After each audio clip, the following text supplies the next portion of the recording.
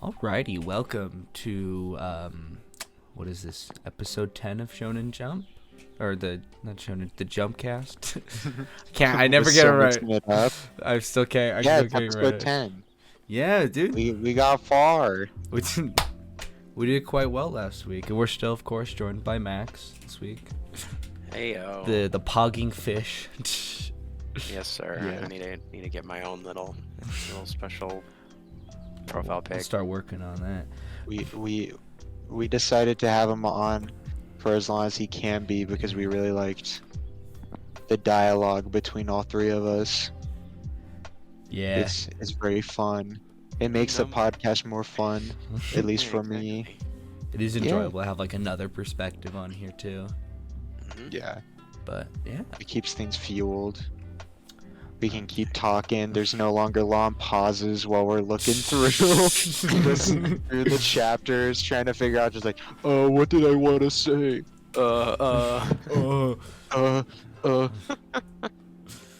Yeah. Yeah, Max, you're still in the clear. There's no My Hero this week too, so you're still chilling to be on. I'm just kidding. Yeah, thank God. Otherwise, I'd have to sit here for like 20 minutes. It's More like 5 minutes. Maybe we should just make a whole My Hero podcast one day. Maybe save it for one of the weeks that we can't record. Just talk about the recent My Hero chapter. that would be good. That's a good idea. Yeah, that's a really good idea. Have it attract more viewers. All right.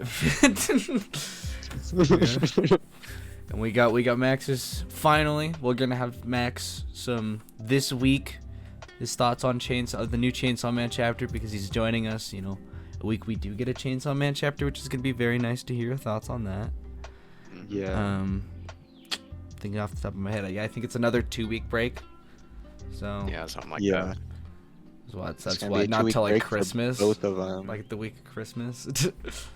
Yeah. Oh, The time that we will yeah, not be able to record, I think. Yeah, it actually works out perfectly. Yeah. But yeah. Yeah, so. We also have Oh, sorry, Nick. We also have Jump Fest coming up soon. Oh, we do. Oh yeah.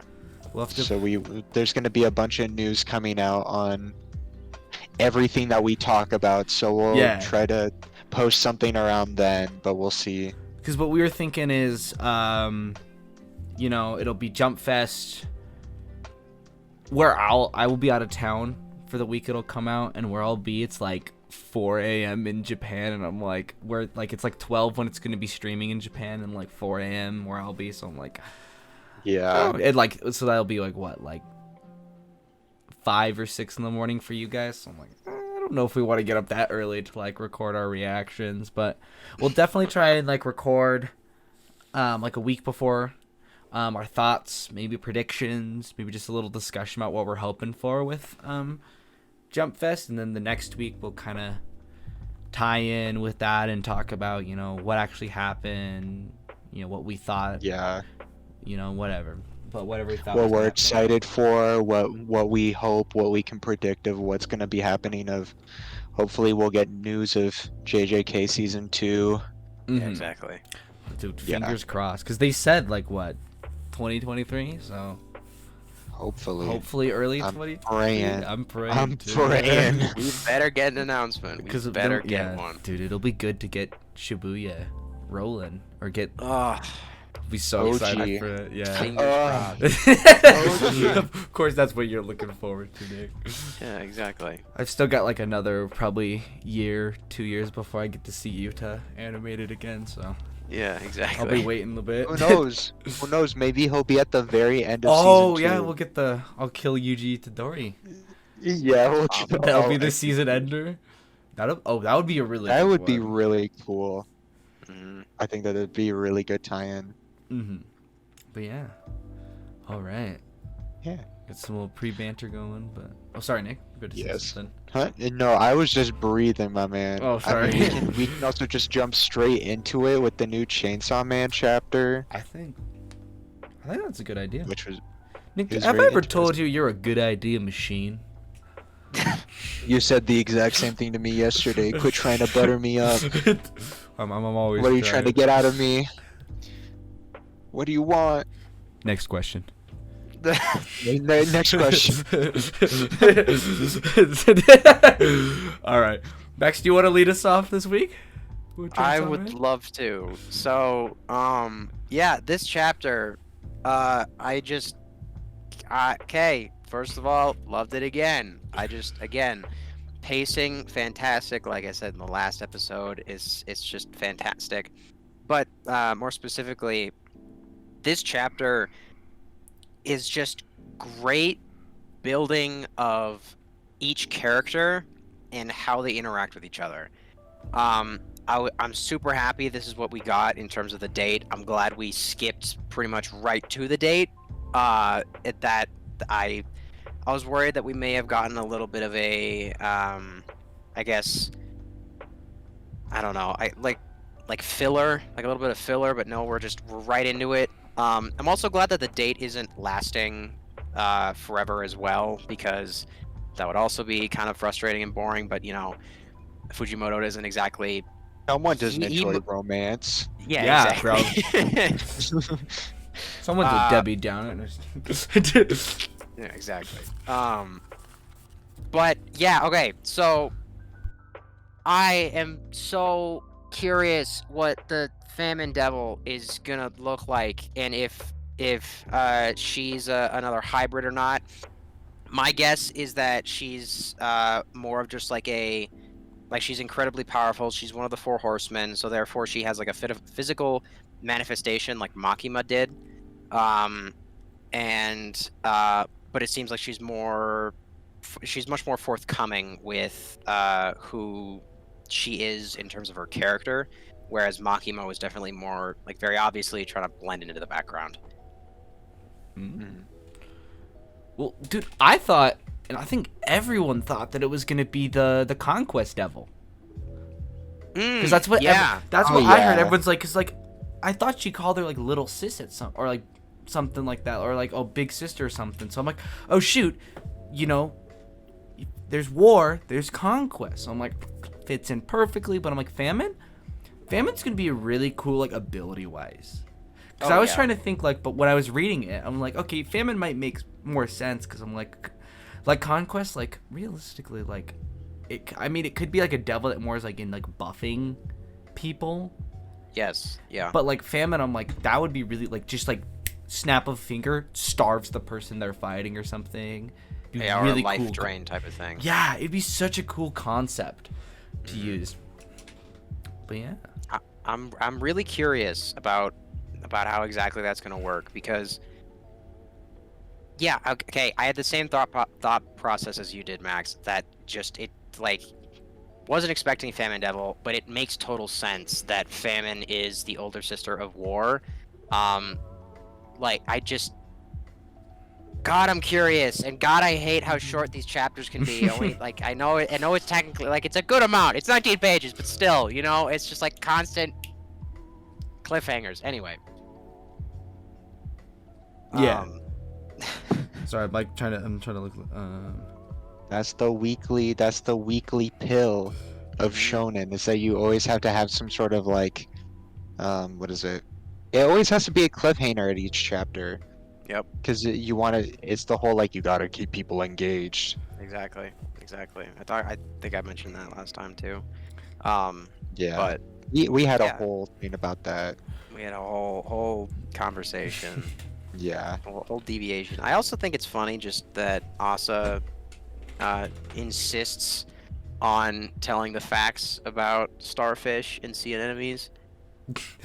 It's like we need to be here for another 30 Right, minutes. we gotta stay here. Yeah. Exactly. Like, But it's also like, yeah. impressive. Oh, go ahead, Max. No, I just like it's kind of funny because it's like, of course, like Deji and Asa have never had like seems like any experience like romantically. So I'm like, it's really funny seeing them like interact about it. Yeah. Because like Asa's like thinking like, oh, I'm gonna win him over with knowledge, and Deji's like, I want to go see a penguin, dude. I want to go see I penguins. want to go see penguin. Yeah. But yeah, what were you saying back? Sorry. No, again, the dichotomy is just hilarious. But I think it's interesting as well that there's this very direct acknowledgement from Asa. To quote, "Boys fall for anyone who can show them a fraction of a good time." And I think I was, when I first saw this and I was reading through, I was like, okay, she could very realistically get to the point where Asa would be able to turn Denji into a weapon. But I think it's hilarious that Fujimoto made her character in this way where she's stopping herself from completing this goal that she has, which was given to her by the War Devil. She, like, in terms of narrative structure, I think that's a really smart way of telling this story, having the person's flaws. I know this again might be super obvious, but like quite literally having a person's own flaws and mindset keeping them from achieving the goal that they have set for themselves. It's right on the nose, but it's just like Fujimoto is just a really good storyteller in that way. What is it? I think that's like a big thing that Shonen Jump has been trying to, like, some of the authors in Shonen Jump have been trying to push, which I'm really happy that you can also acknowledge that you're seeing that in the, what is it, in the manga that we read, because, like, I'm gonna go to Jujutsu Kaisen just for a quick second, but like, if you remember in Shibuya, like, what is it, Sukuna's like dialogue with Jogo right before he like burns him to death, he's literally pointing out like, you are your own setback. Yep. Like, you kept comparing yourself to others. That's also like another thing in itself, but it's just like, you are the thing that holds you back in life. Exactly. Yeah. I love that. It's interesting as well because it's kind of, at least in my opinion, reflecting some of the realizations that I think a lot of, at least in my opinion, our generation, the younger generation, is experiencing and expressing on social media. Like, especially, there's a lot of this pro, I guess, taking care of yourself, no alcohol, drugs, consistent exercise, that kind of like serious motivational stuff. I think it's interesting how this is kind of it seems like to me that Fujimoto is very much in tune with his readers' mentality, and I'm not entirely sure how similar this is in Japan, but at least for me here in the United States, the characters kind of reflect just the mentalities of our youth, like that hubris that we experience, that the naivety that we have. It's interesting seeing that reflected in characters, and makes me, again, just like, oh, that's me, look, it's me, he's here, he's me, I'm him, he's me. The That Ryan type of Gosling meme. Yeah, exactly. I'm just gonna say, I didn't realize I've been muted for like the past 5 minutes, and I've been trying to like say shit. Like, why are they interrupting me? I have such good takes. I'm like, and then I look over and I'm like, because my microphone has like a little like RGB thing on it that lights up when it's on. I'm like, oh. Shit. Anyways, what do you have to say? Yeah, I don't remember. As soon as I realized it was muted, I drew a blank. I'm like, because I unmuted myself and I was just listening to Max. I'm like, what was I gonna say? Like, right when I opened my mouth, I'm like, what was my take? But no, I like that, Max. That was a very good. I like that analysis. I really do like what this is like trying to teach people, because I didn't even think about it until like, what is it? Until like I've seen like little subreddit threads like explaining it to myself, like especially that Jogo dialogue, that is just like, you can't let you shouldn't let yourself be the thing that's stopping you from doing what you want to do. Exactly. And I really like that they're trying to, at least like these authors are trying to teach the next generation what to do, or just like what to avoid and all that sort of stuff. That's just like the positive thing with reading, is that it helps you with just most regular things in life. But yeah. Sorry, I was gonna compare the Gojo thing. There was, oh my god, there was a quote of another manga I was thinking of, and I can't remember it. Did you have it and it's just gone now? I had it in my head. Where is it? I swear I saved it. You guys keep I'm talking. gonna I'll see say if I can something find real it. quick while you're figuring it out.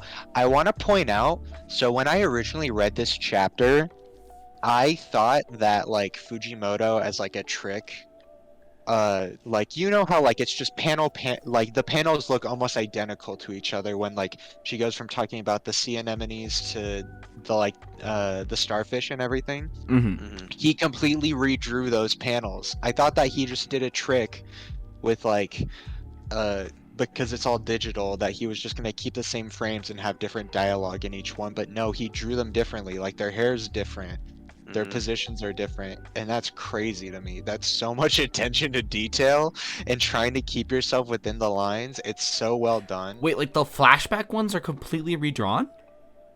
Hmm? Is that what you're No, saying? like Oh. in Chainsaw Man, when like Oh, so like in yeah. this chapter when she's talking, like Mm-hmm. I thought that as a trick and just to like avoid doing more work, which like I thought was like a positive thing, that he just kind of kept the same things that he drew, but then just added the different dialogue to it so that he could do an easier job on himself. But I was wrong. He just redrew everything Mm-hmm. for the next set of pages. Like what is it? Oh. Pages 4 and 5 and 6 and 7. I thought that they were identical, but they weren't.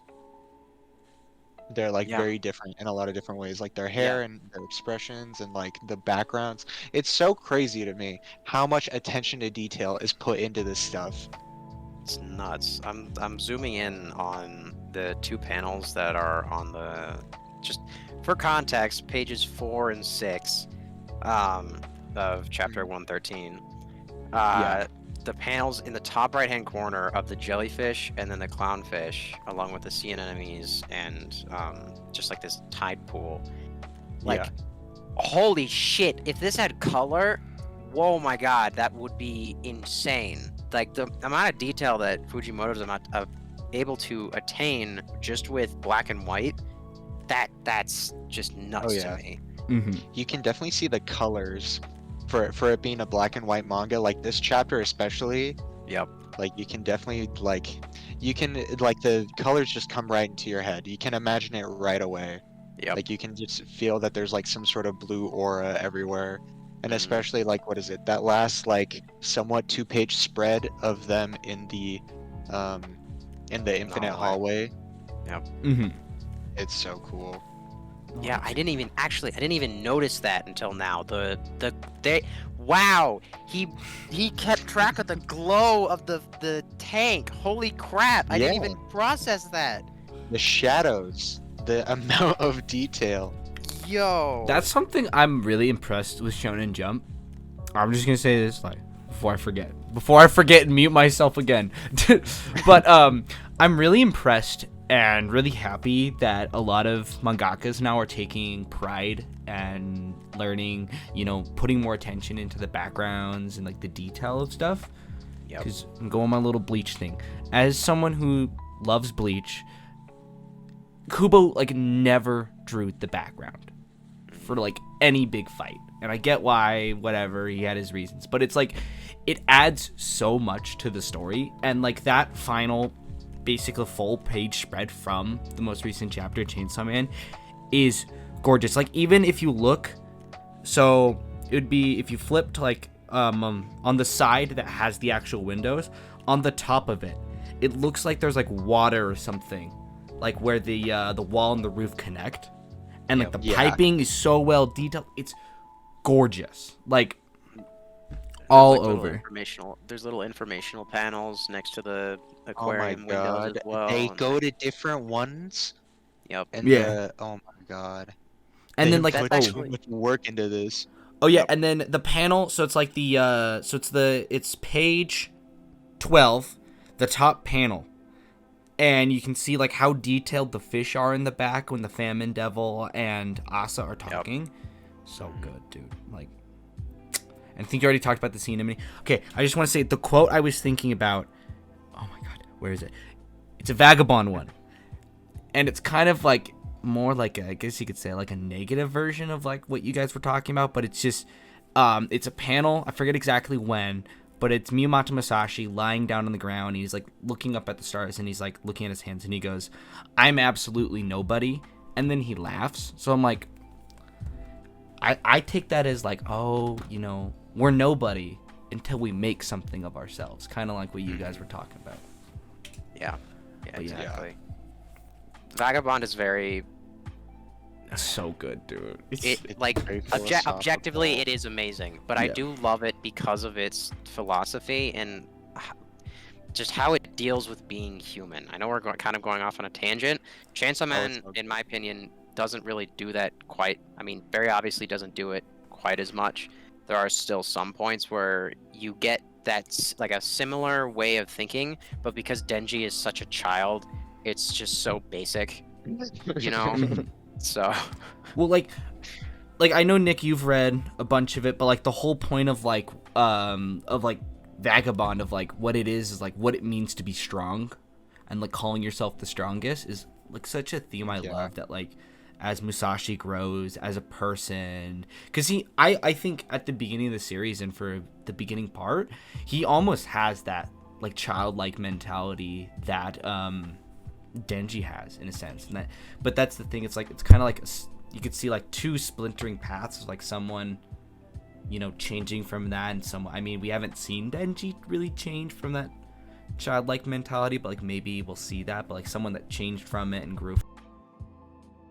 I just tapped my mic again, but I'm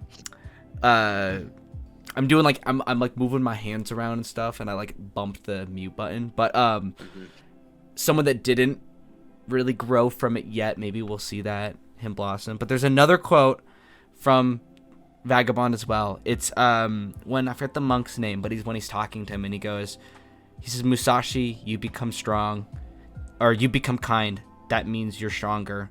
The strong are always kind.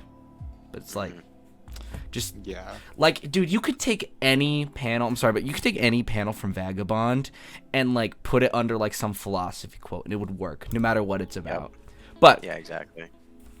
back to Chainsaw Man. There was one other Yeah. thing. Well, I was muted. Wait, can I say one Yes. last thing? Yes. Like, well, what is it? Inoue, the at least I hope I'm pronouncing it right, the mangaka for Vagabond, is just really good at that sort of philosophical human experience. Like, what is it? In his other manga that I think that he's still working on, but I'm not sure. Slam Dunk or No, Slam Dunk's yeah. finished a long time ago. Oh, it did. It's a basketball manga, anyways. Like there's just a bunch of it. Like I think the main character, I haven't read a lot of it. I've only seen quotes. The main character is in a wheelchair, but he plays basketball, and like the amount of just he shows perseverance in the best way possible. Like just like a guy that I'm trying to remember the quote. It's not coming to mind.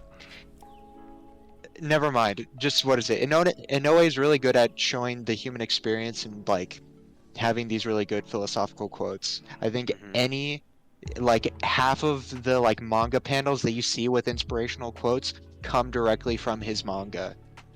Mm-hmm. Yep. Yeah. Anyways, Actually, that's bouncing off of that just really fast. I find it interesting how there's a lot of I guess it's just a difference in culture between what conventionally you could I guess assume East and West differences in culture, just how different American media is in terms of the philosophy that drives it.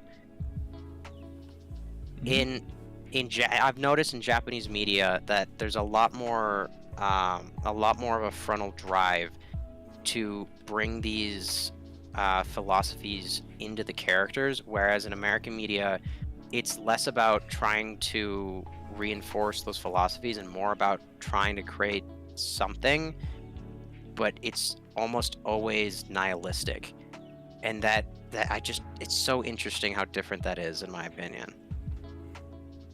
I can agree with that a lot. Yeah, dude, I've Half never of it, realized that. yeah. Well, like half of the characters that you see, I feel like in manga are always just like the mangaka's interpretation of some form of a philosophy. It's just really good. I don't know. It keeps you a lot more engaged with the characters because it's so weird because of the fact of them just being so hard set in their ways makes them so much more believable and just so much more engaging compared to like what is it in a Western protagonist. Yep. Yeah. I Like agree with that. like what is it? I'm trying to think of like two good comparisons. Well, but I are, mean, like, just off the top of my head, like the just complete antithesis and abandonment of any kind of philosophy or mentality, just because it's been because of the motivational stuff. Patrick Bateman is a good yeah. example of that, just complete abandonment of society in favor of trying to tell. I think also how American Psycho was received in the views of Americans, like the people who Patrick Bateman was representing. It was supposed to be mocking them, but instead of them taking it that way, they were like, "Oh yeah, that's me. That's me. I mean, like I'm a sociopath. I want to kill homeless people."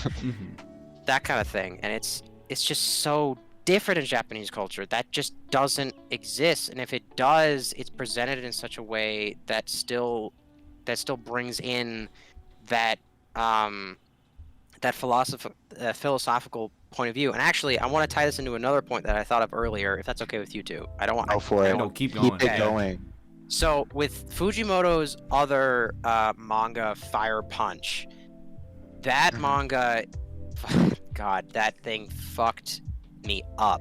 I was so confused by the end, but regardless, the main character of that manga, I find it very interesting because the differences between, and I can't remember his name, but that main character and Denji are just so completely different. The main character, Fire Punch, tying it back to our previous point, the Fire Punch character just changes so much throughout the entire thing. Like, you're quite literally seeing evolution of man to another what is essentially stage of existence that's just inconceivable.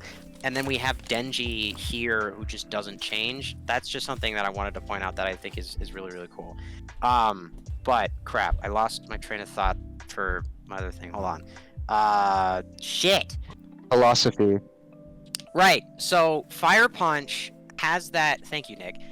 The Fire Punch has that philosophical concept of nihilism, like nihilism as its point, and it's brought in like that Japanese style where nothing matters. They're in this frozen hellscape where they just like they eat each other to survive. They have people who like regenerate. Yeah, exactly. Like quite literally, it's just this hellscape, and it's like nothing. Like killing yourself is better than this. Like genuinely killing yourself is better than that. But it just is nihilism. But when it comes to American media, it's not like we're consciously, like I said before, we're not consciously adding that philosophy in there. It's just everything is nihilistic. Everything is this action heavy, gore heavy hellscape over and over again. Like, just again, another example, The Boys. I love that show. It's fantastic. But it's all this dark turn now where every piece of new media almost has this dark, gritty undertone. Like Andor, although it's a great show, I haven't seen it yet, but I know how gritty that is and how it's like it's supposed to be this dark spy noir take on Star Wars. And it's cool. It's just so weird that we're taking this turn now in American media and how different Japanese, like specifically manga and anime is in terms of that. It baffles me. Can I interject with two things before I forget? Oh, Invincible is another thing. But you go. Okay, so first, on Andor. Actually, no, that's important. Okay, first things first. My take, because I was like, as Max was talking about, like the philosophy and stuff with like Western and Eastern media, it really got me thinking. And I feel like the philosophy aspect of like having a character with like from the start having like some sort of philosophy, to me at least, it makes a more complete hero's journey for the character. And I mean, the only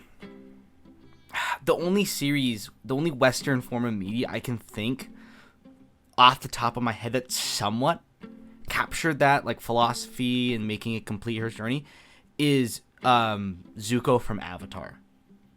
Yeah. So That was just my thing. I want to say, but No, that's really smart of you thank you for bringing that up, Max, because Avatar is that one exception. Avatar is like that. It's that perfect blend of American cartoons and Japanese anime. It like God, I love that show. I hate the final season because they had to rush it. I hate that. Yeah. But the first first 2 seasons are just fantastic in that way. no, yeah, I'm 'Cause I think also- I've been trying to get Nick sorry, to watch go. it.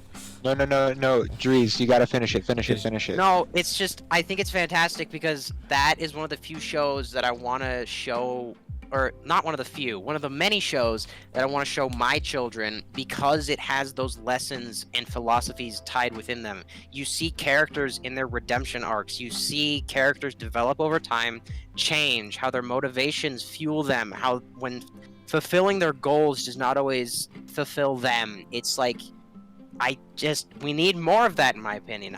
In American media, we need more of that understanding of the world instead of just this constant feeling of dread and that nothing matters. Okay, something else with that is I was just thinking, like, I was trying to think like other forms of media that have done something similar to like the complete hero's journey with like philosophy stuff. I'm thinking somewhat the original and prequel trilogy of Star Wars, but why I was thinking that and what got me thinking like, well, I also said Avatar, is because those two media, or those two series, are both heavily inspired by Eastern culture and Eastern philosophy. Is what it's kind of like maybe not adopting that into Western media. Like still, I mean, you could still have the clear cut separate, but just thinking like if there's a way our media conglomerates could incorporate that, I don't know, into like, dude, I'm not good at like thinking while I'm talking, like thinking at the same time. I'm like, what the fuck do I say, dude? Like, but yeah, no, I was thinking like, well, because like you said, like Avatar's the only exception, and I'm like, yes, but then I'm like, wait, Star Wars kind of did that with like Anakin and Luke, but I'm like, but the reason why is they were inspired by Eastern culture or Eastern philosophy, which is like a cool thing to think about. I couldn't agree more with Max 2 or Drees' statement. Like, what is it? With like, what is it? American media right now is kind of in its dark phase. Like, what is it? If you go back like a couple more years, we were kind of in like that whole like Marvel superhero phase, and then you see it, but now we're kind of in like this just dark media sort of phase where like we need it to be gritty and harsh, and as you said, very nihilistic.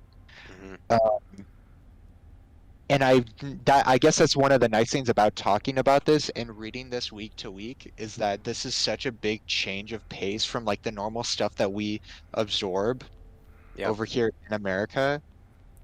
It's I don't know what else to say. No, it's really strange, that phenomenon that you're describing, where we've been surrounded by this superhero media where like they always succeed in the end, but then this shift to then this super nihilistic hero doesn't always win. Really started with Invincible. Yes, Yeah. it did. Or I don't know when The Boys came out. The Boys because came I out think that before. It Came out a few years before. But it came Boys into wasn't really bigger- popular till season 3. So I do, Right, yeah. Invincible's like kind of what jump started that. Well, because my thing is, it's like I'm really enjoying. Max had mentioned Andor, and it kind of got me also thinking with like this nihilistic, dark, gritty.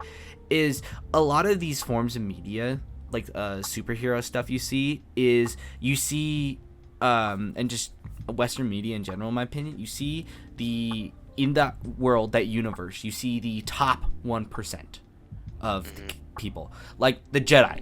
The most Jedi would not have been like Anakin level or whatever. Like you're only seeing the top 1% of Jedi. You're only seeing the top 1% of Mandalorians.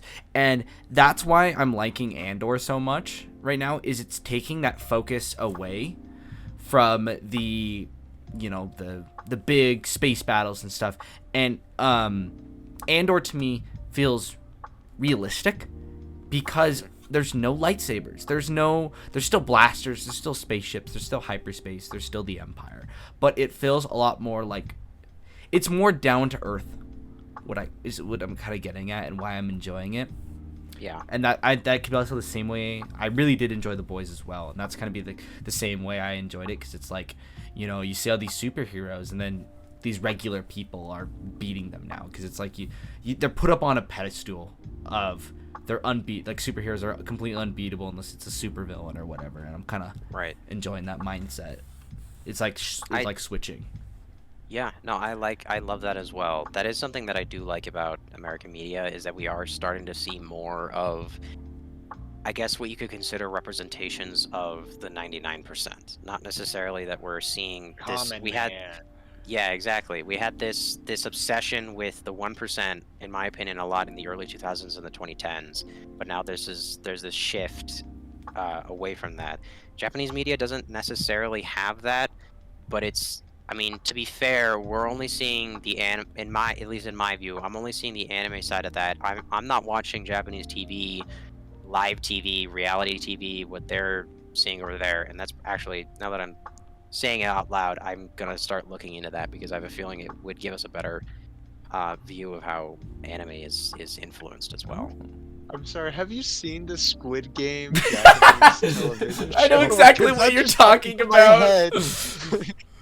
I haven't. Well, because like I've seen those clips of just like weird Japanese like shows like that, like clips on the internet. I've never sat down and watched them, but yeah. Sorry, Nick. I know. Their comedy is fucked. I know that. Like they can't. For some reason, the reality TV is like really, really screwy, and I know about that. I wonder what caused that though. That's another thing that I need to look into. What caused the Japanese reality TV where they've got like a bunch of fat people and they're borderline naked, sending them down water slides in the middle of like a hill. Mm-hmm. I think that Japan just does it over the top all the time. I mean, like, what is it? This shonen stuff is some of the hardest action we read and or watch already compared to most of our other media. Like, what is it? Like, you'll watch like a Marvel movie and like, oh man, that's cool action, but like, bro, we literally talked about it last podcast. Like that one chapter, it's gritty, we were just like gushing over it. Yeah. And we talked about how good it is and how much good impact it has as action. Yep. Compared to like our own perception of it. Mm-hmm. I think that there's also like, what is it? There's a lot more of a stigmatism when it that just I feel like I'm mixing up the words. Stigma. A stigma with being outgoing and outlandish, again, in Western media compared to Eastern media. Like, I don't know. A lot of our reality TV shows are also, as we were talking about before, like we're just looking at the 1%. Yep. While like in Japan, I don't know, maybe you'll have like a common dude that they pulled off the street and like is like, all right, you need to shove all these marshmallows down your throat, or we're gonna shoot you. I know that that's very dramatic, and I'm sure that it's nowhere close to that, but like they're a lot more willing to just like go out of the way and do something a lot more fun than we are. It's also like money making stuff. Yeah. If we want to like go down, like break it down even farther beyond that, but that's true. Yeah. Well, I get something that's made me been more willing to consume Japanese media and like manga and stuff in like as of recently, because I only got back into anime like a few years ago. I was on that hate train of it's foreign, it's weird, but what helped me is having a complete story, like coming full circle, because I loved comics as a kid. Like I loved reading superhero comics, but my thing was, it's like Batman dies and then the next issue he like some from another universe comes. There's no repercussions to whatever they do. Like I feel like that's why I like it, because there's an end in sight. Like I'm gonna go back to Bleach. Like you see like a lot of people I know would really enjoy those series because they grew up with them. Like you see Ichigo first is like a 15 year old kid going through all this. At the end of the series, he's like an adult. He has a family. Like he's, I guess you say like complete. Like his story is finished. It's the hero's journey. The hero's journey, yeah. And there's an end. It's not just like, it's not like the villain of the or like the bad guy or villain of the week kind of like setting where it's just new people keep popping up just because it keeps making money. They realize that if you keep doing that, that's gonna drop popularity and sales is gonna start falling. So you have to kind of have an end in sight, but you can scurry along. But Right. That's a fun thing with. Sorry, I know that we keep on going on tangents, but this is gonna be like my last thing. It's a really fun thing analyzing that between Western and Eastern stuff when it comes to like intellectual properties. Like here in the West, we just like beat something. Like we see a character or something and we beat it into the ground. We use it repeatedly. But like in Eastern culture, um, if we see like an intellectual property used again, and if it's not done correctly, it's destroyed. It's shit on. Nobody likes it. Like what is it? Naruto was really popular, and like now that Boruto is coming out, it is a fraction of what the Naruto fans were wanting or hoping for, and that's like a good example of like they don't like beating dead horses. They like keeping it fresh. So yeah. That could come from like I don't know. I go off on a tangent here, but like how this goes back in like philosophy, but like respect and of like in their culture and maybe like like they're just a fictional character, but respecting them like not because I guess like sometimes with Shonen Jump, Nick, they could have that mindset of like keep pushing it out, but in like an opposite way, like instead of if it's making money, keep pushing out. But like with you'll see a lot of like Shonen Jump titles come out every year, and then they'll only get a few chapters, and then sales won't do super well, so they'll get cut. But I guess in a I'm trying to figure out how to phrase that, like cutting the bud instead of like cut it as a bud because it's not doing well instead of it doing super well and then becoming an old dead tree or dead bush or something. I don't know. There's like a really good video analyzing. I forgot. It's from Mother's Basement, that anime / manga YouTube channel. Mm-hmm. They talk about the failures of Shonen Jump, and there's like what is it? Even if something is really perfect and really good, it could just come out at the wrong time and it gets like shut down. Like the guy that made Hell's Paradise, he made a new manga recently. I forgot. It started with like J. But what is it? It only got, I think, 30 chapters, which is really good for like a new series to get canceled. And like it was set up to be like the next big hit for Shonen Jump, but it just came at the wrong time, so they shut it down. I think it happened with what is it? The guy that writes My Hero, he also wrote something similar to that, and it just failed. Like he had something that was like ready to be the next big title, and then it just kind of flopped because it came at the wrong time. So money is always the end all be all sort of. Oh, you're speaking my business major language right now. Exactly. That is what is disappointing though, is that we are missing out on a lot of what could potentially be really amazing stories, ones that are incredibly engaging, but they just, since they're not making money, since they're not taking off, they just can't. We just can't get those stories. Mm-hmm. You get 3 last chapters to wrap up the story. Yeah. No, but that's something in American media that kind of pisses me off as well. Like the new Avatar 2 and Indiana Jones 5. Like we didn't need that. Like the only thing that I will sing the praises about is Avatar 2, even though we technically didn't need it. The CGI is fantastic. Specifically in the trailer where one of the blue people, I can't remember the name of the species, but when they're dipping they're tying a strap of leather in the water. Like holy shit, that's insane. Sorry, very very specific tangent. No, I think it's good, but I'm just gonna say. Anyways, boys, we've been talking about Chainsaw Man, and then this the for comparison 45 minutes. Western, we've been talking about this for quite. Which anyways, is good. Do we want to go? Perfect. Yeah. Do we want to? I mean, I feel like it was. Goo Goo Brain Mush. I feel like it was time to chapter of I JJK. feel like it was time to. Anyways, when we did start talking about other stuff transitioning from Chainsaw Man, anyways, but Yeah. Yeah. we couldn't make this one natural. Dang it. We should tie it into. It does not matter. But We're gonna talk about JJK now. We should talk about this. Nick, you want to start us off? Fire chapter. I always love these sorts of things where it's just like you did not expect this to come out. I don't think anyone expected Kenjaku to have a barrierless domain.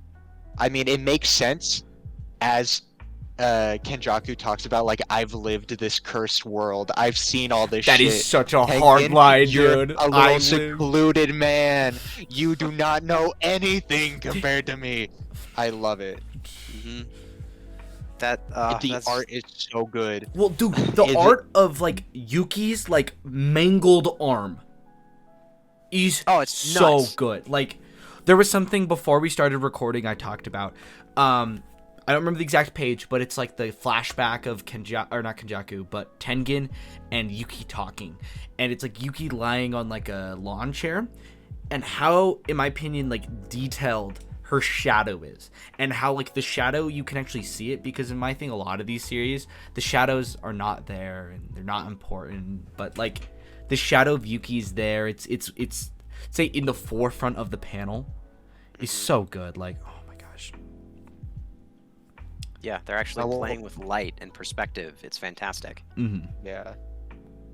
I want to talk about how much I love just like the font that is used for like simple domains and domain expansions. I think it's such a good font just to show the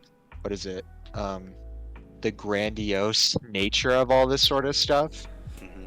Like, I'm just reading back on this, it's so good.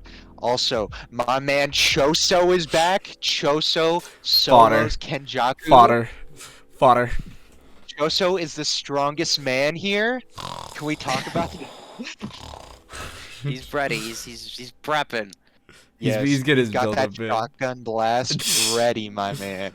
Okay, there's something I was gonna ask. Have you guys noticed that, like, whenever Kenjaku fights, like, when he beats Yuji in Shibuya, like, not the exact same pose, but like the exact same panel layout as that one. It's page 12 of it's like Yuki just lying on the ground and like Kenjaku walking over. There's the same thing with like Yuji. Like, Kenjaku's gotta stop embarrassing people like that, dude. Like, come on.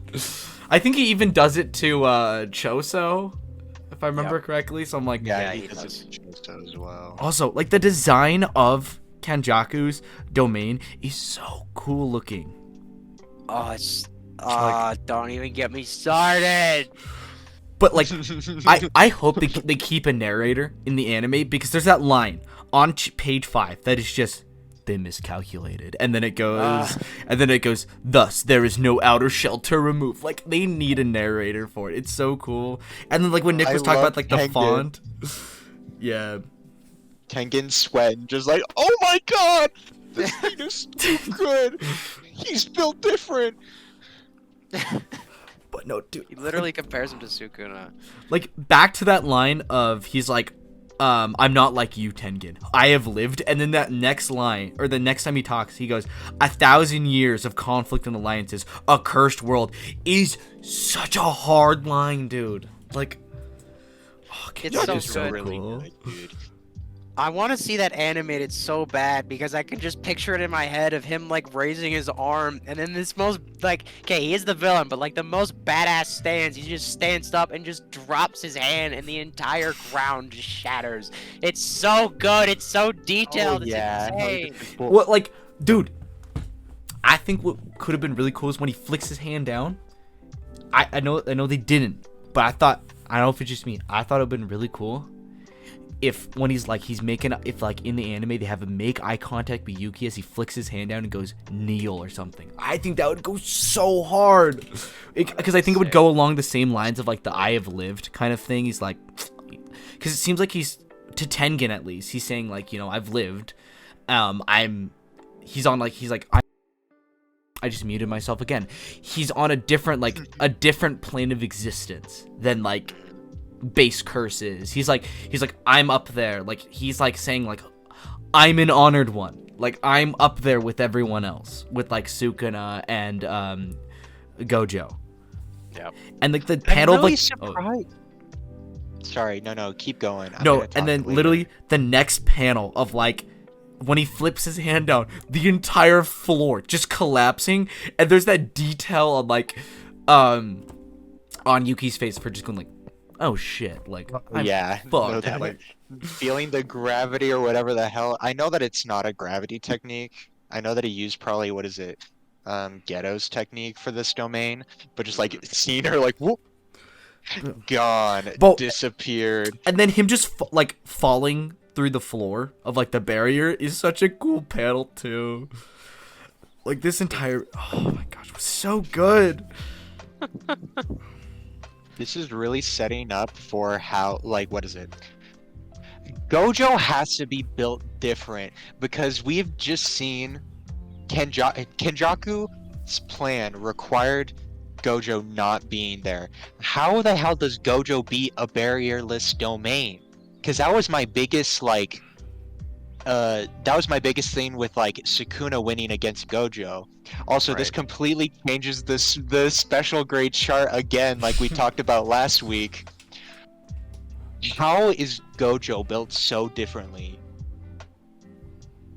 I can't even think about it. You know, I also really like that Tengen's plans still work technically because they're still in his barrier. Because I thought Right. that they were just in the cursed grounds, but then like when Choso pops out, like getting ready. No, dude. Okay, so I'm talking a low voice because I hate to say this, but I guess this shows why Kenjaku said he wasn't worried about Utah. Like, I hate he's saying not this. the next Satoru Gojo. Yeah, Indeed. I'm like, damn it, dude. Why Kenjaku gotta be such a cool dude? Like, why he gotta show off? Yeah, exactly. But no, cause like this totally like cause at first when like Kenjaku was saying, you know, like, oh, he's not the next Gojo, and like talking about what it means to be a special grade, I'm like, bro, you have no room to talk. We haven't seen you do anything that proves you're a special grade. Like what I was like reading through at first, like when he first said like, yeah. what it means. I'm like, okay, he's a special grade. Okay, we get the picture. Like He is up there, my man. also the panel of like when they're fighting and okay, first I'm just going through. Okay, when like Kenjaku's talking and then he's like the culling games and he cuts off and he just sees like Gura just chilling there and like distracts him, and there's the thing of Yuki throwing the kick. And it's like in like the narrow, it's like they're in their heads talking, but it's like they're having a conversation. She's like, why won't you heal yourself? And she's like, I don't want to. Like, oh my gosh, dude. Like, I can see where like Toto has gotten his like battle mentality from. Like, that's what this is also showing. Like, I was gonna say this fight mirrors a lot of the same styles as the river fight between Yuji shit, I'm forgetting everyone's name. Toto and Hanami. Hanami. Yeah, yes, that trio. It's specifically that panel you're talking about with the kick wind up. It's the same thing with when Yuji's pulling back that black flash. It's same style.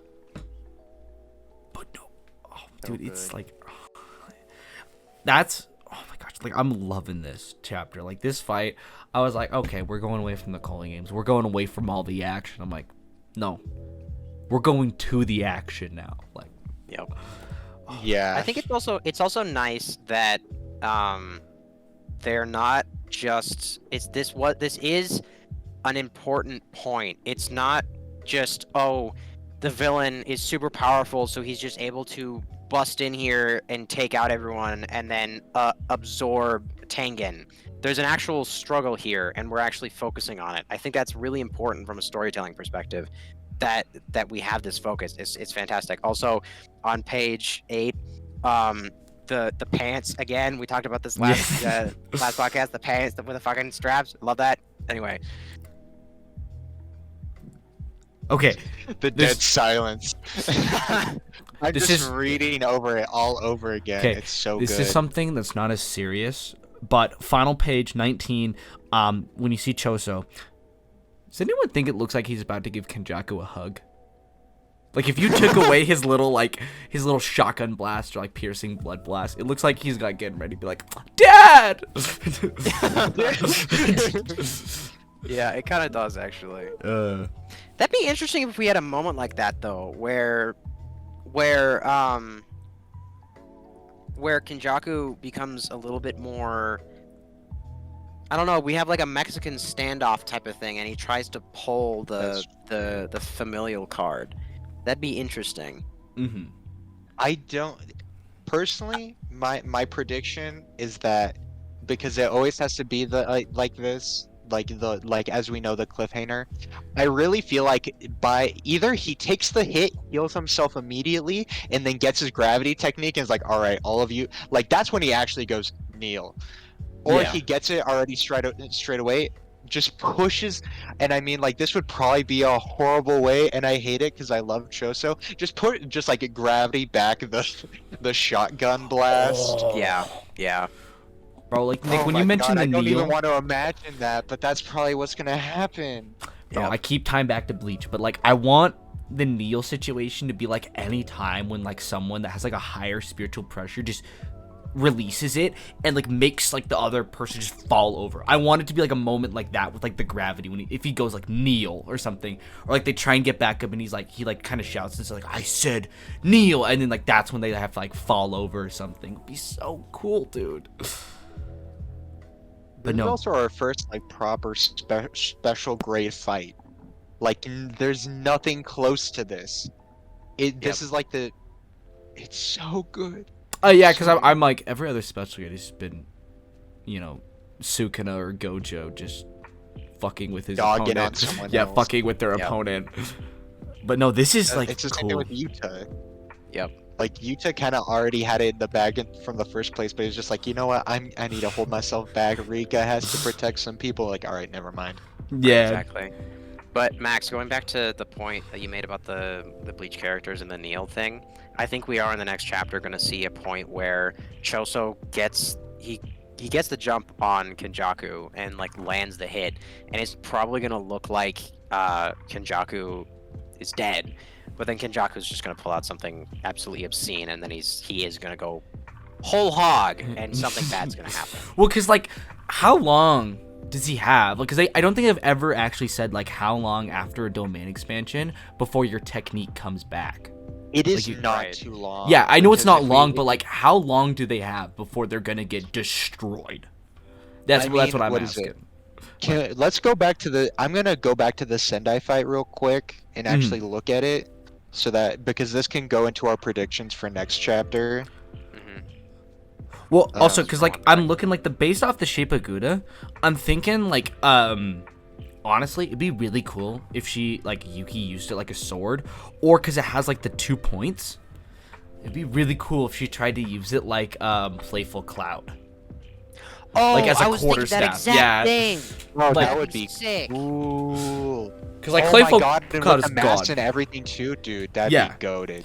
Because that would be like Playful Cloud on like crack. Like it would be insane with her technique. Like now that makes me want to think like imagine Yuki if she had a fight where she used Playful Cloud and was able to like use the physical ability of it and apply mass to it. Like it would That'd be insane. she could like split the earth. This is like I know it's like probably like a way too big of an exaggeration, but like the feat she could accomplish with that would be insane.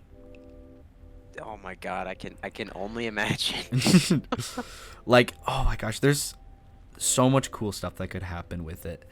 But like this, like I do eventually want to get like a little bit like because it did kind of like frustrated me for like a year. We hadn't seen anything on YouTube, like a literal like not in universe year, but a literal year. We had not seen anything on Yuji and Megumin. We got like a tidbit. Yeah. We got Wine Mom Yuji for like a panel and like slightly what they're doing, and then we cut right to this. But I'm like, I wanted to see what the boys were doing. But like, this is cool too. This is like insane. I'm loving this. Like, I'm sorry, you want to see American soldiers die? Not very patriotic of you. But no, I'm like, dude, this would be like, because I want to know if like there's gonna be like some sort of like premonition, like that, like someone in the colony is gonna have like someone's gonna be like Tengen's gone, like if like Tengen gets absorbed, or like they're gonna be Yeah. like Yuki and Choso, like something like maybe like Yuji, like that familiar bond that like he could have with Choso, like something like that, like he's like they're dead, they're dying out there, like we can't. Oh do yeah, anything or no, something, like, I think that that's gonna happen to some extent. Yeah. Uh, I think sorry to just cut you off, Nick, because fuck you. But just really fast, just a quick prediction. I have a feeling that Kenjaku is going to be successful, and what we may end up seeing is Kenjaku will create this world where there are no fucking curse users, not curse users. no, just regular people. Just like there's no regular people. Using curse I think- energy. Yeah, exactly. I think it's gonna be like a Thanos situation where the villain achieves their goal, but the main characters still go and beat the shit out of them. Like it's like an unsatisfying ending. I've got a pretty. I think I nailed it. I'm gonna keep it real with you. Gay's listening. He's like, oh shit. These three random guys on the So- internet figured everything out. I gotta rewrite the story. Fuck. I gotta go redo everything. I think that's what everyone should understand and know. It literally is. It's no longer gone from if Kenjaku is gonna get Tengen. It's when Kenjaku is gonna get Tengen and what are gonna be the results of it. Like who's gonna be alive and who's gonna be dead. Like, Yeah. is Yuki gonna die next chapter? I know that we can most likely think that Choso's gonna die next chapter. Oh, for sure. And we all know that Tengen is gonna die. Like, it's just kind of a piece of the puzzle that needs to happen. But Yeah. we just need to see the effects of it. Like, could we quickly go from like, okay, so Yuji and Megumi are fighting soldiers, and like they have to defend themselves, and then all of a sudden it's just like, and then just like her spirits burst out of them, or either like they vomit out cursed spirits, or they like learn some form of like a curse technique or something. Oh, the soldiers, yeah, that would Yeah, be cool. I think that that's something that we could see, because I don't know what Akutami's plan is for Yuji, but Yuji is still on that like I'm a cog in the machine sort of thing. So Right. like to actually see him kill things, they have to be a cursed spirit. Yeah. Like it can't be another human. That's just not how Yuji rolls right now. Like we're gonna have to see that develop later. Yeah, Hear we me may out. see him break. Sorry, you guys good? No, just really fast. We may see Yuji break in the upcoming chapters. Like we may see him come to another point where maybe Like with Junpei, Megumin yeah. Megumin may be used as a Junpei, and he may get to a point where he just breaks and he just goes ham. My argument is that I think that Yuji is gonna see Megami in a completely different light in these next coming chapters. The next time that they're fighting the American soldiers, that's just Ah. because like Megami has come to the exception. Like I'm going to kill whoever I need to achieve my goals. Like Right. he's the average like dark brooding sort of what's the name for Deuteragonist? Is that the proper term? I don't know what it is. It's I have like the no other idea. person the other person that's the protagonist besides the actual main one. Mm-hmm. And Yuji's gonna be like, this guy's kind of freaky. I don't know what I'm thinking right now. Like there could be a lot of different. We could see them not work with each other anymore as well. It's just like, yo, dude, there's no need to kill that dude. And it's like, I need to save my sister. I needed to do that. Like, there could have been another way. That would be so cool actually to see Megami and Yuji fight. I feel like That would that's be something that Because we're he's had that that's clash with gonna other be bound to people, happen. like with Higuruma. So I'm like, I want to see him have that clash with like someone he's close to. Yeah, I think that that'd be sick as fuck to see Yuji just like punch Max Elephant into a Yeah. building. I think that'd be so cool. Also, I want to see Max Elephant again. I definitely think that. So what is it? From what I read, and like, of course, I was skimming through it. I feel like the max amount of time you have to wait is like 10 seconds. So it just makes you think, because like you could probably tell or you can't from like how fast they're going or how quick this is going. I really feel like Choso's coming in at that 8-second mark Hmm. from what I'm looking at They had because like the most minuscule of windows to like do some damage to him. yeah. So if they actually do land a hit on him, sick. I love it, but I know that they're just gonna lose and probably both of them are gonna die. Yeah, because they haven't really done much damage. I mean, they haven't done on. Okay, except for Yuki him. did something and Yuki's just hand healed it severed. back. Yeah. Yeah, that was both. him getting caught off guard. But I don't think we haven't really seen sustained damage yet. That's something that I'd like to see. I'd like to see Kenjaku get hit hard and not be able to recover as well. I think that's an important storytelling beat that I'd like to see happen. I think it's gonna be he needs to get damaged, but it's gonna be where he doesn't have a chance to heal. Yeah, himself. yeah, Yeah. yeah. Like, exactly. It needs to be something that I don't know. Well, like I'm trying to think of what I feel like this arc is gonna end up being. It's gonna be knocking Kenjaku down at least a peg, which is just like making him weaker in some form, but he did achieve what he wanted to. Like it's the same thing with like I know that you haven't read My Hero Max, but Max Drees, but I think that it's gonna definitely be like a Stars and Stripes situation where it's just like we lost, but like it's not the end of the road. Mhm. Like we did, like Serge, we did something to like his psyche or something like that's Yeah, gonna like stick with him. yeah, make him because like after this, like whatever he wants to do will succeed. Mhm. We also haven't covered a lot of the other stuff in this chapter, like how Tengen has been hiding the fact of what the Culling game is for, or the Culling games like maybe even Tengen is the one that's running the Culling game. Like you know how what is it? Kenjaku Oh. made the heavenly restriction to have someone else moderate the game. Mhm. It's either that or Mei from what we know. Mhm. But I think yeah, that 'cause Mei's a better option. Probably. I think it could work out with Mei because like also Mei's in like I think she's in like a different country too. Right. Yeah. It's her She brother was- that's teleporting Maki everywhere. Yeah. Yeah. But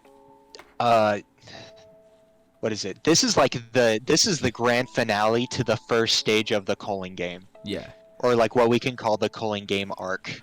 Okay. Yeah. So I was gonna try to say it earlier, but like, imagine Kenjaku gets Tengen, he wins here, and instead of like that familiar bond, like mentality is like, oh, Choso's dead, Yuki's dead. Imagine it's like from Attack on Titan with Aaron's like attention all Eldians, like that kind of thing. Like he somehow with like Tengen like snaps, and they're all like somehow like he's in their minds being like, I have control at. You might not know who he is, but I have control at Tengen. I've beaten these two. Like something like that, kind of would be like I think a really cool idea. Like, Hokane and like a really cute voice just saying like, "It is me, Kenjaku. I have achieved full assimilation between humans and cursed spirits." bro, I hope they give it like a sweet little kid voice kind of deal with like the like the little cursed spirit. Be so It'd cool. be very fun. But also the shock. I think that what is it? We could also see if he wins this, then I think that like Megumi's sister is fucked. I feel like something's gonna happen to her where like a Junpei moment, like she's gonna turn into like a little Barney the dinosaur sort of thing, and like they have to kill her or something, or maybe she has her own innate technique that's just like strong. Mm-hmm. That's possible. It could be like her technique if like she has an innate one. It could be like the same style of like Jotaro's mom, where it's like it's a really powerful one, but she's just too kind-hearted to like use it, so it's like slowly killing her. And that could be like That's why they're trying to true. like get back. The next motivation. Yeah, be like, hey, we gotta stop Tengen before we gotta not Tengen, but we gotta get control of Kenjaku with like Tengen to stop the spread of like everyone gaining cursed energy, so it doesn't kill her or something like that. Yeah, I do want to ask one other thing real quick. So, do either of you think that Yuki is gonna survive after this arc? Because my bets are still pretty high from the end of Shibuya, because the end of Shibuya kind of set up that it's like, okay, Yuki is the master planner versus Kenjaku. Like it's their main game, you know? Because like Yuki saved everyone from being fucked by whatever the hell with Garuda Well, with the ice. That's what it was. yeah, I think Kenjaku, because he has that mentality of like, you two don't mean anything to me or my plan. Like he could leave them like, get That's Tengen, true. leave them on the brink of death. They'll survive, and then they'll come back later on and like be like a big like, you know, like hammer drop moment of like, or like mic drop moment of like, we survived. You thought we were dead. We're back, and we're like, and they got like a power up or something, or like they found some sort of cursed tool or something that could help get them on the I right show path to domain see. expansions. I want a blood manipulation It would domain be expansion so so cool. badly. Yeah, I wonder. He's never brought his shit out, has he? Yeah, he hasn't, but I feel like he's very capable of doing it. Like the Kamo Yeah. clan technique. That Why shit is it has a to noble be- family technique? Like why? Exactly. We talked about this. Drees, you haven't listened back to episode 1, but we pointed out that's like, all right, why is blood manipulation up there with the limitless technique and 10 shadows? Like Like what blood makes it- manipulation yeah. has to have something with it that's super good. It's a noble technique. Mhm. That's a good point. Yeah, he doesn't. It's powerful among like lower level sorcerer. That may be it. Maybe it's just that it's powerful among lower level sorcerers, but their house didn't like take over necessarily like the other noble techniques did. Like That's I wonder if true. they just dominated that house dominated what I The guess you could lower consider the lower ranks, the scraps. Because we've never gotten the full picture in terms of I guess the politics around those houses, like how they interacted. So if we got a better idea of that somehow, and we probably will end up getting that if we do see a domain expansion or any kind of barrier technique from Choso. Sorry, I'm losing my train of thought. Then we can see how that dynamic plays in more if that house really does play well with the other two sorry, not play well, but like they're on the same playing field. That's what I'm trying to say. They have the same power level as the other two. I'd really hope so. 'Cause Yeah. blood manipulation is just such a cool technique, and like I love when crap, this is going back to Shibuya. What's Mekamaru when the Mekamaru headset is like saying like, oh yeah, blood manipulation, one of the noble clan techniques. It's so good for these reasons. And like you just like getting waffle stomped. Yeah.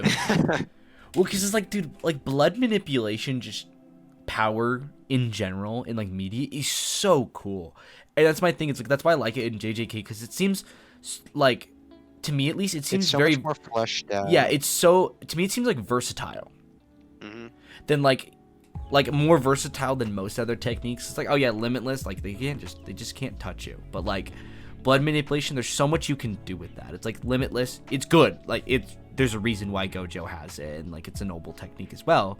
That and like the six eyes, but it's like you can use it in so many more aspects, and there seems like there's more abilities that go with it than just creating a wall that no one can get through or something like that. Right. No. Going back to Avatar, bloodbending. I mean, Yeah. Bloodbending, I remember watching it in Avatar and thinking like it's cool, but like I don't really care too much about it. right. But like this has changed my opinion on any form of blood manipulation. Like, oh, that is so cool. Mhm. Well, because like And that could being able to be, do that. you know, Kenjaku just whooping him and Yuki at this point and leaving them for dead and taking Tengen. That could be the stepping stone that he needs to become close enough to cursed energy, or like closer to cursed energy to develop a domain. Because maybe like maybe the Kamo clan, there was never like a domain expansion with it, but Choso's the one that creates it at this point. Like that's what he needs. Like he could like try and domain like as Kenjaku's walking away, but he's too weak to do, and then he'll use it later on or something. That's true. Yeah. That'd be I think also you'd be right really about fun that. to see. Yeah. I'd love to see that happen.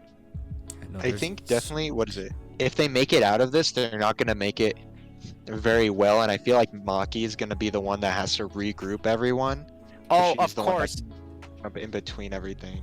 Yes, Mommy Maki. I almost completely forgot about her. She's gonna come in, kick everyone's ass. Kenjaku's head's gonna be rolling on the ground, and she solves everything. All hail, all hail. I agree. We monkeys are gonna win. The Monkey Queen. That could be a Monkey cool concept of Queen. like the end of the series is like not everyone becomes a sorcerer, but like the people without cursed energy rise above it, and they're the ones that like just normal people could be the ones that come up and are the ones that like, you know, get I'm Kenjaku out of thinking tower. that's the plan. Cause Right. like, what is it? Sorry, what is it? If because the whole thing with Yuki is that she wanted to study that so badly because she wants to separate humanity from curse energy, but Toji was never willing to have her look at him. So I feel like Maki's gonna be a lot more willing. He's just like, all right, and then like Yuki's like, all right, we can separate this shit. Yeah. Anyways, Drees, as you were saying. Yeah, no, I'm curious how we'll see if Kenjaku is successful, how that transformation will affect Maki. Like, because we know that she is technically, well, not necessarily immune, but not affected by the rules of the culling game because of her lack of cursed energy. Therefore, is she going to be affected in the same way that quote unquote normal people are? Because normal people generate cursed energy. They're the ones who create the cursed spirits, right? So therefore they have that connection. Maki doesn't. So is she going to be then forced to become a sorcerer again? Or I think that that's not going to happen. She made the full sever in between them, like to the point that like she is just a superhuman. She can even see the soul. Like that's why like even now like I think a lot of people had like this mixed conception of whether like Mahito could kill Toji and now Maki, which is now disproven because Mahito can't manipulate their souls. right. In like this hypothetical, I feel like she's gonna be sitting there looking at all the humans get turned into like gobbledygoo and be like, what the fuck, what's going on? Oh, that would Yep. be cool. Like something happens and you know, Kenjaku wins, and because everyone that has cursed energy is told what's going on, Maki does not. Like she's just alone. Like she could be alone or something, and just shit hits the fan, and she's like, "What the fuck just happened?" Like, no explanation, whatever. But it also got me thinking about with Maki, how is she gonna fare against Kenjaku using that domain, like the death, the womb domain? Because, you know, yeah, she can just walk into a barrier domain, but like Sukuna, we saw he just cleaved buildings. So I'm like, I think Maki's kind of screwed in that sense. But like, what we never actually got to see, like, what does that domain expansion look like? What are the abilities of it? What does it do for Kenjaku? Like, Right. what is it like? Yeah, How we don't could know. that handle? We just know that it boom explode in Yeah. Yuki lose arm. Yeah, we definitely need to see the full extent of the barrier to be able to answer that question. Sorry, I'm using my train of thought. I think I quit. But no, There you go. yeah. Yeah. I don't think Yuki also will die from this point. I know that this is jumping really far, but just because like we learned that she was also a star plasma vessel Yeah. Right. or had the ability to become one. hmm So she may Um, have a bigger role to play. She may like go. Well, that's the thing. Can she be a Star Platinum vessel again? Oh. Not Star I don't Platinum, think I don't. fucking Oh, that would Star actually be Plasma. really cool to see her fuse with Tengen as a last ditch effort to avoid Yeah. Kenjaku winning. Yeah, That'd we be may see that. sick, dude. That'd be fire. I didn't even. I think actually about just that, to yeah. have that like Dragon Ball Z fusion bullshit. It's just they do some. That'd be cool if they actually did like a callback where That's they punch their actually fingers such together. a big option that I didn't even think about. I mean, it probably still won't happen because, like, what is it? The Star Plasma Vessel had to come in at a specific time before Tengen became a curse spirit. But I feel Right. like that'd be really cool to see that happen. Because they may be able to force it since Tengen has evolved, you know. So there may Yeah. be an ability to go around that rule because he's surpassed that point to need to keep himself from evolving. You know. That could Yeah. go really well into like what Gojo, and I guess you could also say Yuki's doing, of like trying to get rid of like the old Jujutsu society of, you know, there were the rules about the Star Platinum vessel and stuff. Maybe just whenever Tengen feels like it, or randomly, they don't need to go on a certain like amount of years until the next Star Platinum vessel, or like Yeah. it could go into like the new, because I guess you could still say like Yuki is part of that, like, even though she was against it, the old kind of contingency of like the old of part of Jujutsu society. And, you know, if she does end up fusing with Tengen, that could kind of be one of the final straws of letting the old go and like the new coming in or something. That's true. I'm just spitballing. I'm like, oh, how can I make myself sound more smart there? Also, I realized we were saying Star Platinum. We mean Star Plasma. Star Plasma. Yeah. Did we really? Oh. JoJo! Brain rot. Okay. I think I said Plasma. I could be wrong. I might have. I'll listen back. I definitely said Platinum. I The definitely said Platinum. JJK guru, myself. I remember every name. I remember everything. You are the honored one, Nick. You're the all-knowing. I am the honored one. But yeah, no. So there's a lot that could. I think you know, the path we're on. There's, I mean, this goes, I guess, with any cliffhanger ending of any form. But there's so much that could branch out and happen. It'd be really interesting to see everything we predicted happen. But I'm hopeful, like, we are right. But I'm also like, I doubt it. Like, there's so much. Akutami's gonna do some whack ass shit, and we're gonna go, that shit was cool. He's gonna pull a That's what it is. Fujimoto and just do like pull something out of his ass. Oh yeah, Yeah. of course. I'm Yeah. excited to see it when it happens, though. That was something like I was talking to a friend today on campus about like mangaka and their Twitter accounts. I just want to go on like a tangent here, but like how a lot of them, like, there's this series me and Nick like Max called Blue Box, and I follow the mangaka on Twitter, and their translated bio is, "Hi, my name's this. I'm," because of translation, instead of saying mangaka, it says like comic writer or something of this series. You know, if you want to see more updates, refer to the PR team's Twitter account. You know, volume 8's coming out, whatever. Just like stuff about like, and they're saying like they put out like concept art, like thankful stuff about their series. And I mean, Gege and Kubo kind of do the same thing of like series I follow the mangakas of. And then there's just Fujimoto, who acts like his non-existent like 5-year-old sister. And then when he got found out, he made a new Twitter account and was like, "Ha, you're bullshitting. You're not actually Fujimoto." He's like, "Okay, you want to see that?" Concept He's like, "Let me art. just drop a shit ton of concept art to prove it." And he still acts like a 5th grader on his like on his new Twitter account too. It's so funny to see like the different, like, I guess you could say like psyche of these. Like, okay, here's one right now. Let me translate the tweet. He said, "I'm sorry, Fujimoto. I'm going to bed now, so I might not be able to comment." There's one today where he's like, "I like cats. Cats are cool.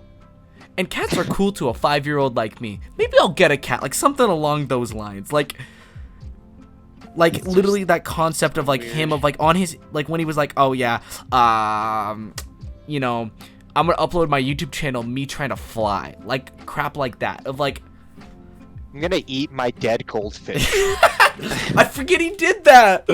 But yeah. But like there's so much like that I guess you need that like kind of, I guess you could say, like unhinged brain to write manga, kind of. Makima, Oh, yeah. his own fish. That's Yeah. what he got his inspiration for Makima. That has to have been that he ate his own goldfish. Oh my gosh. Yeah, but like kind of that thing of like, oh well, what is causing the mangaka to think that way? I guess you could say what I'm kind of going for. I think that is a good point to make. In order to make this like really, okay, well, hold on. I'm gonna say this thought, and then there's a caveat behind it. To make good art, I think you do have to have a few screws loose. However, you don't you don't have to be a racist or bigot in any way. Yeah. Or a Nazi. Yeah. Or a Nazi. Yeah. That's the caveat. Like, you can be a little weird. Like, Fujimoto's really fucking weird. He very obviously has a barf kink. Like, Yeah. he's weird, but he makes good art. But I'm not trying to say, please, I'm not a Kanye apologist, please. No. What is it? People are saying that he also puts in all those barf scenes because he got like some disease after eating his goldfish. So wanted to depict vomit. The thing to say is that to make really great art, sometimes you have to have a few screws loose, but not in the like, I hate society, I hate insert whatever minority and or race you feel like. It's more of a like, I'm my 5-year-old sister, and I love Chainsaw Man and Fire Punch. Yeah. Well, that could go into that kind of back to JJK of like, wouldn't go just like a good sorcerer has a few screws loose, like kind of that mindset, I guess. Yeah. Mm-hmm. Like, I'm just scrolling through like other mangakas, like one of them, like Horikoshi, the guy who writes My Hero, is like, I write a shonen series called My Hero Academia. Thank you. But like, just that weird ass like stuff, like so like, it's perfect. What did Horikoshi do? No, that's his bio on Twitter. Just, I write a shonen series called My Hero Academia. Thank you. That's it. Mm-hmm. But yeah, no, there's just that kind of like unhinged, screw loose kind of mentality that is kind of needed for, I guess, something like writing like popular manga now. Yeah, Popular like manga creating now an needs- entire like universe is kind of what's needed. And I think, a lot of actually, like painting artists that we've seen in history, people have figured out have been like mentally ill and stuff. I mean, or I'd say poor. that, or poor. Like there's poor stuff really messes with a man's mind, Yeah. Like I think that is kind of where you can see like that creativity come out and kind of flourish, maybe. Yeah. That's the word I'm looking for, but No, I know what you mean. Pablo Picasso carried around a gun with blanks in it so he could shoot people who asked the meaning behind his paintings. It's epic. Yeah, like stuff like that where it's like kind of that like ideology about it. Like there was a really funny thing, I sent it to Nick. I'm gonna talk about Bleach again. So Kubo has this website where he posts concept art. People can ask him questions and stuff. And somehow, somewhere, Gege had asked him, went on this whole rant about how he loved the idea of the domain expansions came from this keto spell that Aizen is famous for doing. And then he goes on a thing, he's like, I love, because like Kubo would put like literal poems and well-written like poems and haikus at the beginning of each chapter, each volume, whatever. Like they're animating them, they're putting them at the end of each 1,000 Year Blood War episode, which is amazing. But putting stuff like that. And Kubo responded saying, like, let me pull up and read the exact thing. Wow, you're a hardcore fan, laughs. Nobody ever referred to my introductory poems as opening songs before. Maybe I should call them that, laughs. Like I don't think it's kind of that thing of like another creator can go into that much of an analysis about a series and kind of like open the third eye of the original creator to something like that. Being like, I never thought about it that way or something like that. But there's a very good, analysis done by Friedrich Nietzsche. This ties back a little bit to philosophy. And then after this, maybe we should potentially wrap up. Yeah, But yeah. the thing that he says is that every person is an artist in their own mind because they all interpret things differently. Like two people can look at the same piece of artwork and think completely different things. And people can interpret the world and life in their own way. So everyone's kind of like their own artist. Yo, I'm plugging really quickly. Perfect example of that is our episode we did with Isaac about Vinland Saga. Boom. Go listen to that one. audience.